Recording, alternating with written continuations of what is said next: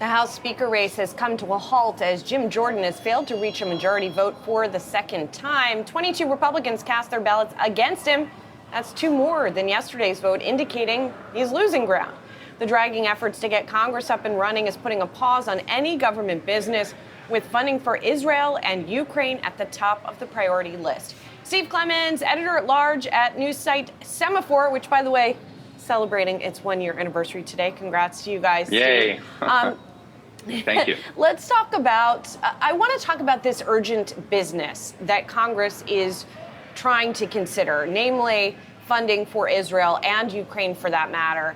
Is there a path for the House to get this done without a speaker?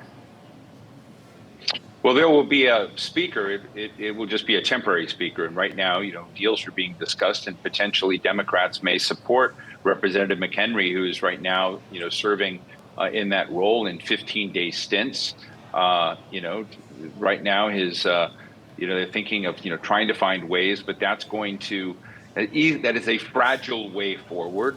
And it is an unsatisfying way forward. And it would be historic because you basically don't have a real speaker who will represent the interests of the majority party in the House of Representatives. Republicans, have the majority number of seats, but they seem unable to walk the same direction. And that is the problem. And Jim Jordan is trying, every which way to get to, the magic number of 217, and he's just not there yet. And Steve, let's say Jim Jordan did secure the gavel. I'm just interested to get your take on what kind of leader you think Jim Jordan could be. I mean, is he going to get it at this point? Who knows? Though? Is there even a chance? This is why we asked Steve. He's gone backwards, but I am out of the prediction business, right? But Jim Jordan is as tenacious as they come. Now that tenaciousness is backfiring on him. He's tenacious about not wanting to talk about any role or counsel he may have given President Trump on January 6th. And that is not sitting well with a number of members of this Congress. If in his own caucus, if he were to basically fess up, make commitments that kind of shenanigan wouldn't happen again, and that he would demonstrate a commitment to principle, rule of law, and the Constitution, as Donald Trump tries to fight his way back, I kind of think he would probably get the votes that he needed. But he seems unwilling to walk into that corner and to be held account to that right now. That's one of the major sticking points. And you've got Liz Cheney out there. Liz Cheney does not have a vote, but she is out there, and she's friends, believe it or not, with a lot of members out there, and just saying, how could you? So, but on the other hand, Jim Jordan is tenacious. And as we saw Kevin McCarthy did deals left and right, a lot of backroom deals, and we haven't seen that process really roll forward. So I don't think that just because Jim Jordan rolled back a couple of votes that this is over right now. I could be wrong, but we'll see. Steve, is this sort of the revenge of the moderate wing of the Republican Party? Like, is this finally the reassertion of the middle there, that the right wing of the Republican Party doesn't have control any longer? I wish it were the reassertion of the middle. That's sort of what I would sort of see as the pragmatic politics of the country. But let me just say it's the reassertion, or it is the assertion of practice.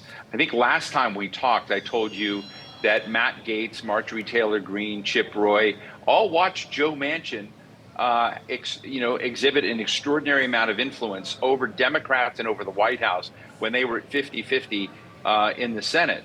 And I think everybody realizes if you have a thin majority, those that want to go renegade, those that want to do something different, end up having a preponderance of power compared to those who want to lie low and just go with the flow. And I think that it's more the practice. And so now you see what Matt Gaetz has did. What I think is interesting is you seem to have, 20, I don't know how many of them are hard, with hard backbones and spines and where they're at.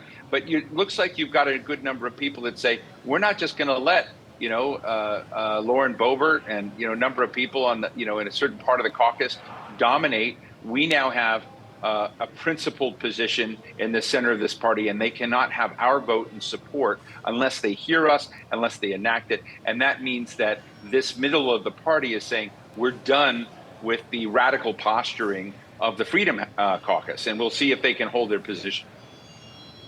And Steve, I want to get you out of here on this. Newt Gingrich wrote a column saying he favors giving acting Speaker Patrick McHenry more powers with this approaching government shutdown date. Does that idea have legs, Steve, in your opinion?